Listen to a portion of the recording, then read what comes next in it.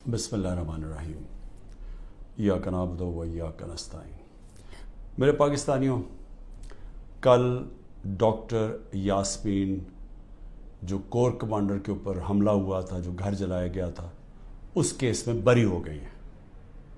عدالت نے ان کو بے قصور قرار دے دیا گیا ہے۔ اب ڈاکٹر یاسمین ہماری سینٹرل پنجاب کی پریزیڈنٹ ہیں۔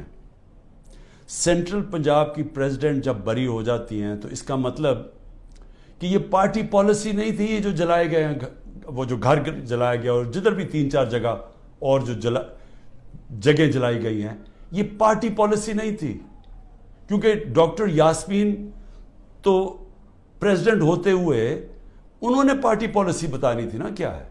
تو جب وہ بری ہو گئی اور وہ ان کی ویڈیو چل رہی ہے، یوٹیوب پہ چلے جائیں، وہ بار بار کہہ رہی ہیں کہ آپ نے اندر نہیں جانا، لاؤڈ سپیکر پہ کہہ رہی ہیں اندر نہیں جانا۔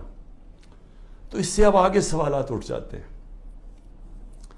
کہ کیا یہ جو لوگوں کو اندر ڈالا گیا، 10,000 سے زیادہ لوگ جیلوں میں ہیں، کیا یہ ایک پری پلان ایک منصوبہ بنا ہوا تھا کہ اس کی آڑ لے کے یہ جو کور کمانڈر کا گھر ہے اور یہ جو اور جگہوں پہ آگے لگی ہیں، ان کی آڑ لے کے ساری پارٹی کو بین کرنا تھا؟ ساری پارٹی کے اوپر جس طرح کا اس وقت ظلم و تشدد کیا جا رہا ہے، کیا یہ پہلے سے پلان تھا؟ اب تو یہ سامنے آ رہا ہے، یہ تو اب واضح ہو گیا ہے۔